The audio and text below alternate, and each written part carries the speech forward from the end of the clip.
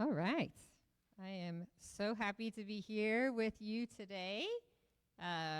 If you don't know me already, if I haven't met you, I'd love to meet you. Please come up and greet me after church. I feel sometimes like it's people sitting that I don't get to meet, I don't get to talk to, I don't get to know you, and I would love to do that. I am going to invite my husband up actually to read because he's such an excellent reader. He's got that South African accent that just makes everything sound better.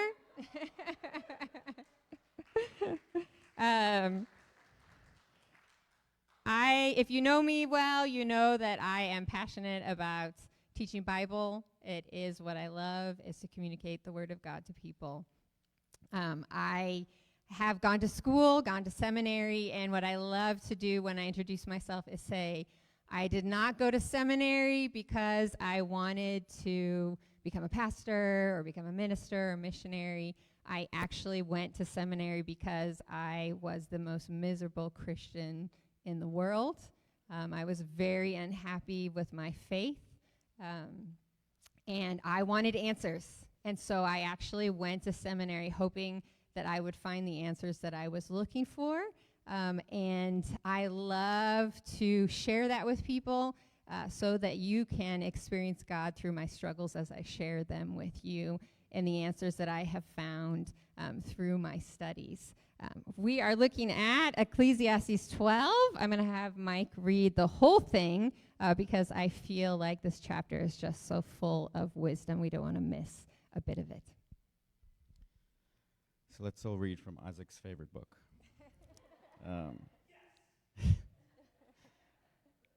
Remember also your Creator in the days of your youth, before the evil days come and the years draw near, of which you will say, I have no pleasure in them.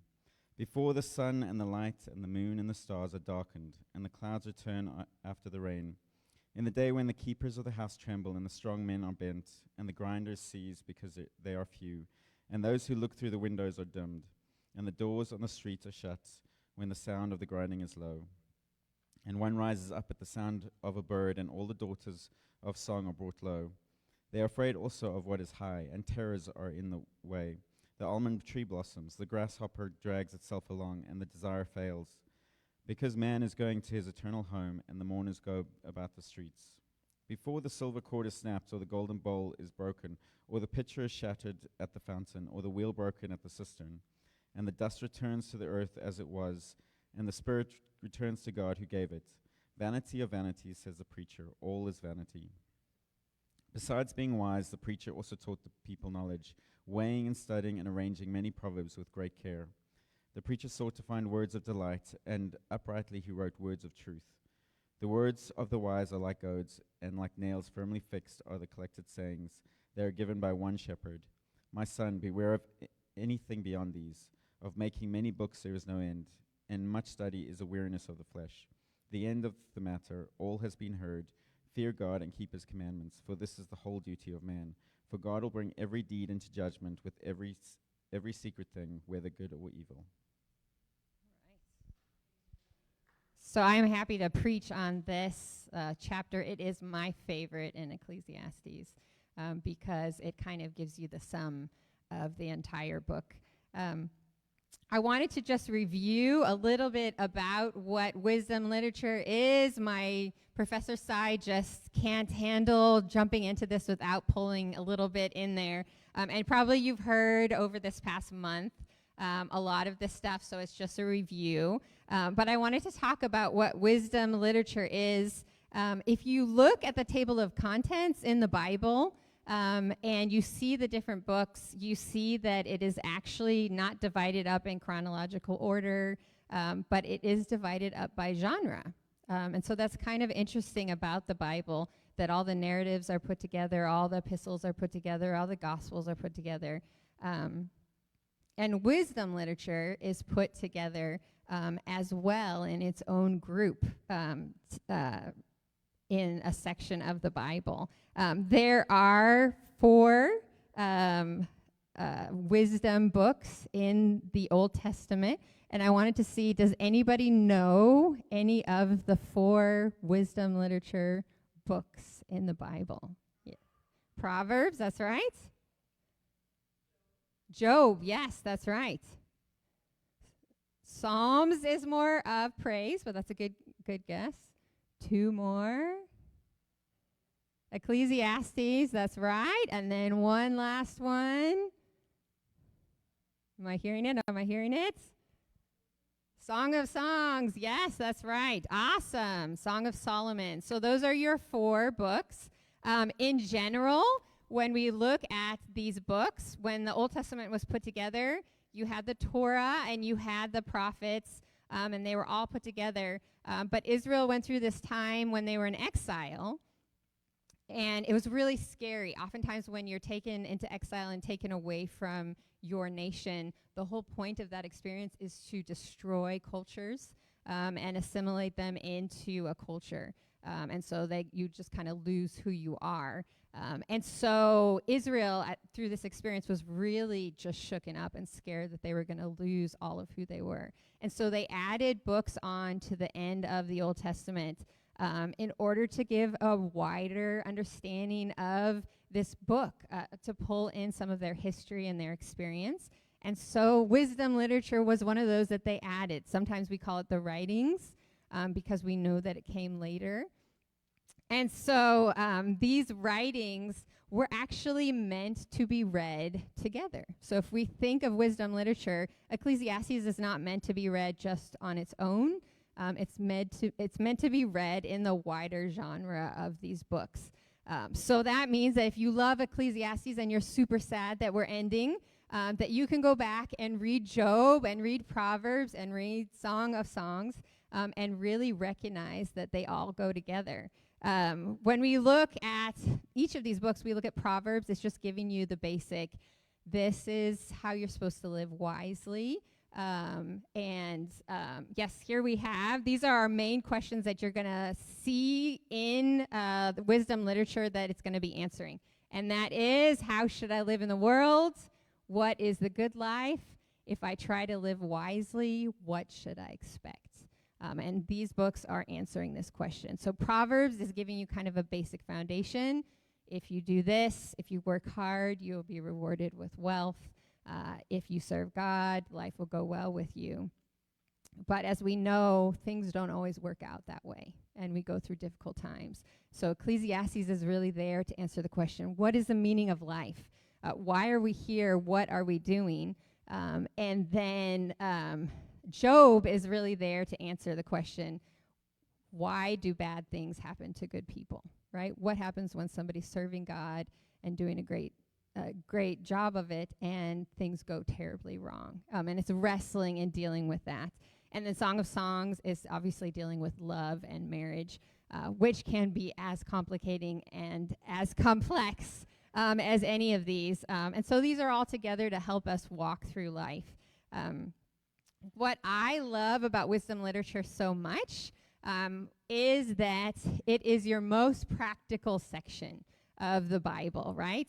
People love, especially nowadays, they love to read the Bible and just say, what am I supposed to do? Tell me how to apply this to my life. And the majority of the time, the Bible is not written in that way. We get a lot of scripture that is telling you a horrible story, maybe a situation that we don't relate to very much in our day, or maybe it's telling you what not to do, and so please don't apply this practically to your life because they're doing a terrible job of following God. But when it comes to wisdom literature, it is your practical book. It is telling you how to live your everyday life. And so it actually can be read verse by verse and help people kind of walk through that. So we look at what is going on in this book, what's happening in this book, how do we respond to these 3 questions. Solomon, which we think either he wrote it or maybe somebody under him wrote with his name, which was a great honor in those days for you to write under the name of someone, whereas in our days we would think of it as plagiarism, and so it's the opposite. For them, it was like, oh, somebody wrote a book in my name. What an honor that they're doing that for me.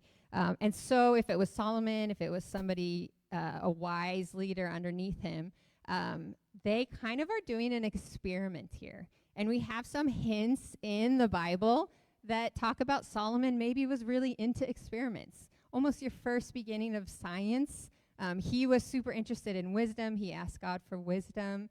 And so there's some hints in there that he might have had some kind of laboratory. He was learning about plants and animals a little bit. And so we have just these hints of science in a book that had no concept of science whatsoever. But in this situation, what he's doing is he's saying, I'm doing an experiment. I want to see how can I find meaning in my life outside of God. Can I find meaning in my life outside of God? And so because this person is wealthy, Solomon is wealthy, he's a king, he had all the resources to just live this lavish and wonderful life. And he's kind of going to see how does it go without God present in that situation. I know that I've gone through seasons of my life when I've been very angry at God. And I don't know if you've felt that at any moment where you're like, you know what, God, you're not taking care of me. I'm going through a hard time. It seems like no one cares about me. And it looks like I'm just going to have to take matters into my own hands and take care of myself, right? I remember being so angry with God one time. I took all my favorite books, theology books and whatever, and I walked up to the ocean and I waded in and I just chucked them all into the sea because I was so mad.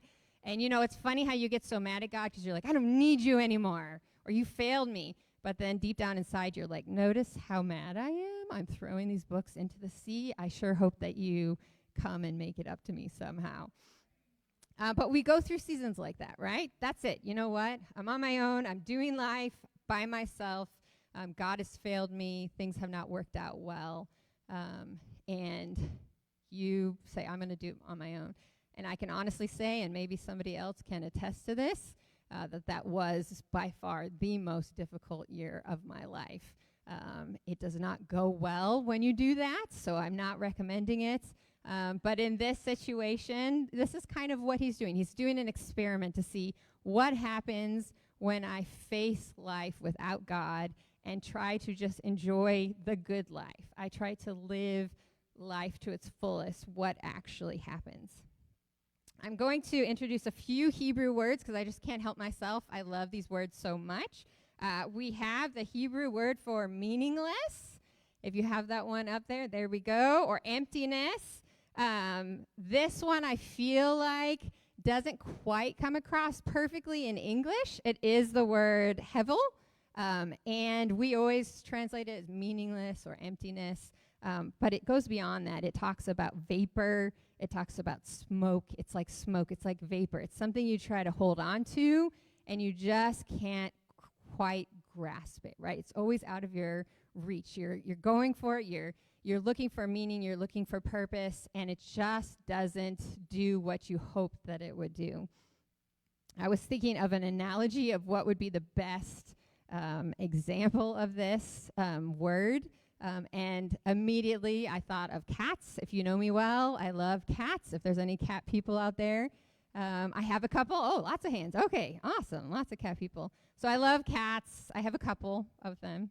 And one of their favorite toys is this thing called a laser light. It's probably about this. I think originally it was meant for teaching and you could point at things.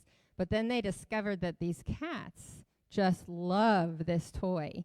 And so I can point it on the ground and make it spin, and they'll just go running. They think it's like a bug or something, and they just chase after it, and they're jumping, and they're climbing the walls. And just when they get there and they think they're going to get it, because you can see they're so determined, I am going to get this bug, and I'm going to eat it, and I'm going to be victorious over this thing. They go and they touch it, and it's not there. It's just a light. And you see them looking like, what happened? And then all of a sudden it's over there. Oh, there it is. I'm going to get it. And they go up and then, oh, where'd it go? It was on my paw, but I don't know where it is. And this is such a great example of this, right? Is that when we're pursuing these things in life, man, we're just so determined to get that meaning out of it, but it becomes this vapor. It's something we cannot catch. It's something we cannot connect to. And you do get to that point with cats where they start recognizing this. And, you're like, hey, want to play? Let's play with the laser light. And they kind of look at you like, yeah, right. I'm not going for that. I know that that's a trick. until you get another kitten that's new at it and it's all fun all over again. But this is really this idea of meaningless. So when we're talking about that in Ecclesiastes, it's like a vapor. It's something you go for, but it's not there. It's not substantial, not strong enough to hold up anything in your life, and it leaves you empty. And then I was going to talk about this Hebrew word because we ended with this in chapter 12. It is yara, fear, to fear the Lord. The fear of the Lord is the beginning of wisdom. We actually see that throughout Ecclesiastes. And this word fear is a lot more than just tremble, to be scared of someone. Sometimes we think of like a horror movie or scared of God. Oh my gosh, he's going to punish me. But this goes so much further than that. It is this idea of awe or reverence or respect, or I would even say doing things God's way, right? You're saying you are much wiser, bigger, more understanding than I could ever have, and I am respecting your ways and you're doing things.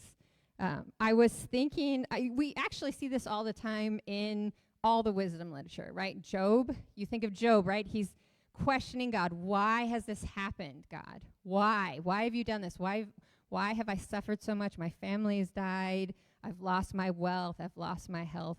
Why? And at the end of the book of Job, which I always found so frustrating, you don't get an answer. All you get is God saying, are you questioning my knowledge? Can you create the world the way I do? Can you sustain it? Can you possibly understand the detailed systems that are going on and the plan that I have going on? And Job at the very end says, you're right, I don't know. And he fears the Lord, right? He gives him his reverence and says, I don't understand what's happened, but I know that you are in charge, and I'm going to fear you, and I'm going to give over the control and do things your way and not my way. As I was preparing for this, all I kept thinking of the whole time was this Frank Sinatra song that my husband loves, that he plays all the time at home, and it's called I Did It My Way, right? And so I wrote it down, the words, because I'm not a huge Frank Sinatra person, but it came to mind. And it's interesting because it sounds so similar to the end of Ecclesiastes 12, right? When it says, and now the end is near, and so I face the final curtain. My friend, I'll say it clear, I'll state my case, of which I'm certain. I've lived a life that's full, I've traveled each and every highway, and more, much more than this, I did it my way. That's right. So you guys know well. Such a great example of the opposite of fearing the Lord, right? I mean, it is like the perfect one, right? Where it's just like, oh my gosh, I want to do life my way. I don't want to do it God's way. I want to have that control all to myself. In many ways, I always think of Eden, and that pulling of that apple is always that thing. I want to do things my way and not God's way. And you are taking away that reverence and that awe and that respect of him and doing things your own way. So I have a slide here of the four main parts of Ecclesiastes, the four main things that he really goes through and walks through, right? This is a wealthy, learned man, has a lot of power, has a lot of status. And so he basically walks through each of these, trying to find meaning, trying to find purpose, trying to find happiness in all these areas. And that is wealth, pleasure, status, and career. And we see in all these cases, he comes to that place of meaningless, right? Havel. It is Havel. It is completely meaningless. None of these places fulfill. None of these areas of my life make me happy or bring me joy. They are all emptiness. They are all that laser light that my cat's trying to catch, where just when you got it, you realize it was never really there to begin with.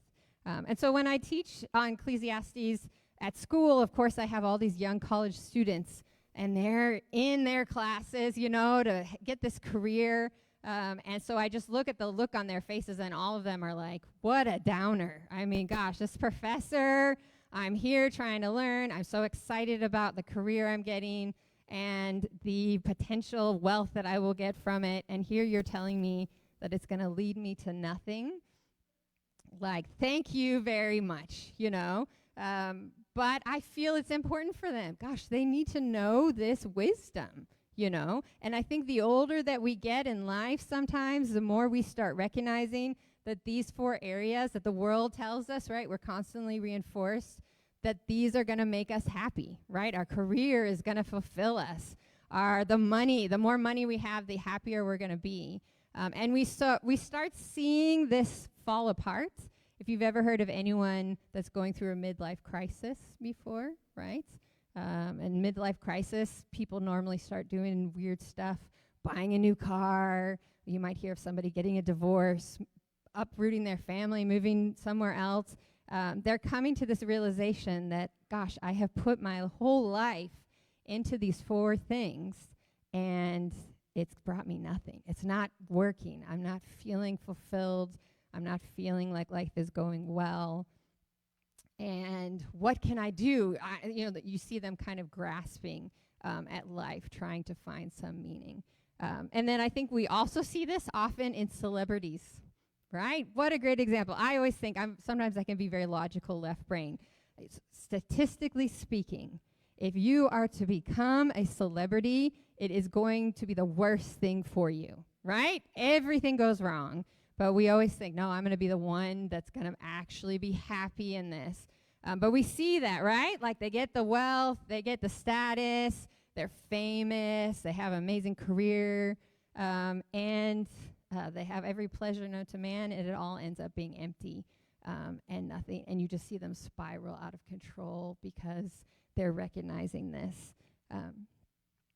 And another interesting thing to notice, I know verse 12, if you look at verse 12, he talks about books there is no end of wisdom that is meaningless. That always just makes me laugh, because I'm like, here's the thing he asked for was wisdom from God, and he's finding that that is empty as well. And I think that's one part of knowledge and wisdom is the more you know, the more you recognize that you don't know. Right? That is just overwhelming. I felt when I went to seminary, I'm going to find out what God wants and I'm going to do it. And then I left going, I have more questions now than what I went in for. But we're looking at Ecclesiastes 12 here and talking about, they call this section, scholars talk about the failing household. So this is a household of maybe a family that was very prominent, was doing well, was wealthy, and they're getting to the end of their lives and nothing is panning out well, right? Either they've lost their wealth, which can be gone in an instant, or maybe they're giving it to a future generation that could care less about the values and the things that they cared about. We talk about pleasure can just devour you, destroy your health, ruin your life. We talk about status, can turn on you in a moment. You could be super famous and praised, and then the next moment a scandal hits, and you're at the bottom of the barrel, and everyone hates you. And then careers as well. You could get fired at any time. You could pour your life into a company and have them get rid of you and move you aside for somebody younger in a heartbeat. It happens all the time. And so we see this emptiness in this, failing household. Nothing has gone wrong, or nothing's gone right. They're too old to enjoy the pleasures of life and wealth that they had before. In many ways, death is the great equalizer. It doesn't matter how rich or poor you are. It doesn't matter how wise or foolish you are, or how famous or unknown. We all end up in the same place. And that is sobering, and yet important for us to recognize that these 4 ways are just not leading us anywhere. So at the conclusion, which is my favorite part, we have him conclude with these 3 things that I think are really important for us to remember when looking at the book of Ecclesiastes. And one is, accept the lack of control you have over your life. This is huge in Ecclesiastes. Nothing you plan could possibly go right. Sometimes you do everything wrong and things go right, and sometimes you do everything right and things go wrong. It is so hard to guess what is going to work out and what's not going to work out. And if you have been through tragedy, you know that sometimes it doesn't seem to be any rhyme or reason to it whatsoever. It's unfair, and that is a reality of life. But accepting that and putting your trust in God is kind of the only way to get through it. The second is to enjoy the simple good things in life that come from God. And this is sometimes counterintuitive to the way we live. Society tells us, go out, get more, get better. The wealthier you are, the better, the more successful. When in all reality, it's the simple moments in life that are the most precious. And when you've lost those moments is when you start recognizing how important they really were. And you recognize that you didn't enjoy them as much as you should have. And I think sometimes letting go of that control of the chaos of life, letting go of that control of how my life's going to be planned out is when you can actually start enjoying those moments. And then we have the conclusion, trust that God will bring judgment and salvation. If you're like me and you read the news and you get very depressed and upset about injustice that you see happening all over the globe, there is just something that just gets to me when I see a powerful leader that is corrupt and dominant and oppressive continue, and they're fine, and they never seem to get the judgment they deserve, and somebody who is oppressed and never deserved to be treated that way never gets the justice that they want. But in this book, and we see throughout the Bible, it is not the final word. God is the one that has the final word, and he brings that judgment to unjust systems. And so to leave that in God's hands sometimes is a powerful way of handling, seeing the injustices that we see all over the world. My students are super into this, right? In a college situation, they are just distraught by what's going on in the world and have no idea how to handle it. And so this book brings so much, right? That God sees and God knows, and it's not up to you to set everything right, but you can partner with him in participating in making these systems of injustice disappear. And as well, we trust God for his plan of salvation for us as well. I think about Solomon, and I think about Job, and all these guys that are long before the time of Jesus and the cross, and they were just trusting God, right? That, gosh, I just hope that one day God has a plan, and his plan is going to come to fruition, and we're going to see how he's going to help us and how he's going to save us. And right now we're just trying to keep those commandments and do our best and fail at it every day.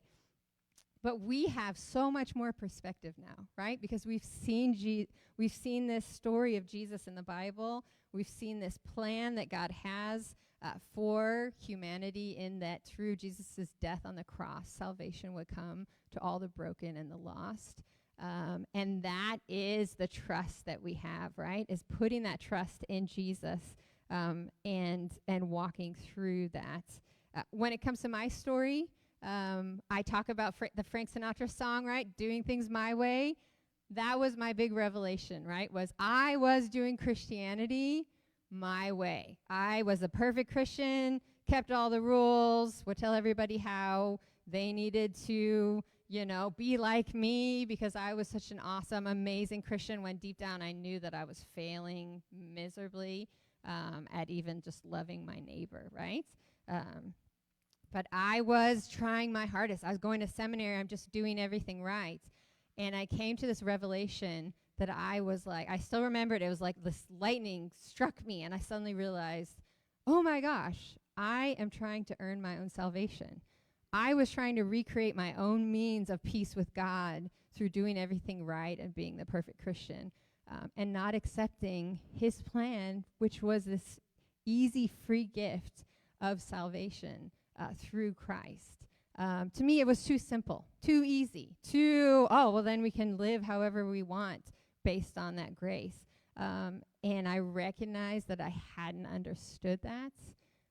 And I realized that I had been doing Christianity my way and that it was meaningless, right? And I was like, okay, Do I stay with this path I've gone where I'm the perfect Christian doing everything right and all these great works that I've accomplished through the years? Or do I say that it's hevel? Do I say that it's meaningless?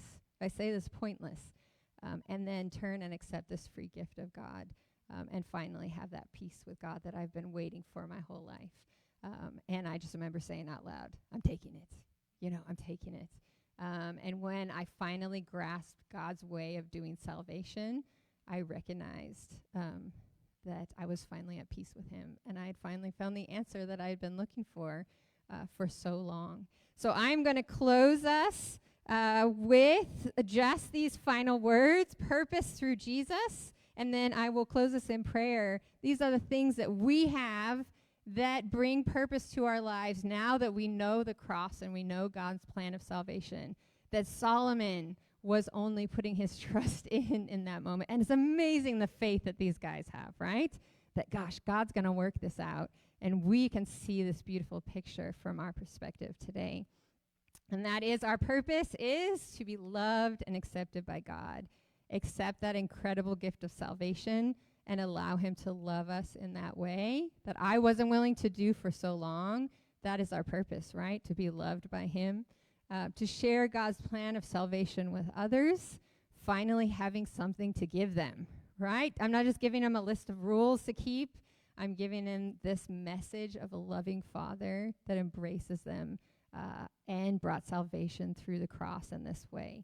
And then we get to participate in God's kingdom. In many ways, this brings the redemption, right, of all those 4 areas that are meaningless and vapor. Suddenly, when we're loved and accepted by God, all our wealth is meant to give and to help others. We want to bring pleasure and happiness to those around us. We are given status to break those systems of injustice. And then our careers are meant to help others and make a difference in this world. His salvation brings that completeness and that wholeness to all the chaos and the vapor and the meaninglessness of this world. So let us close in prayer, and then I will invite Emmanuel up here. Lord, I thank you so much for speaking such words of wisdom and truth to us through your word, this incredible book that I've grown to love even through this series, Father.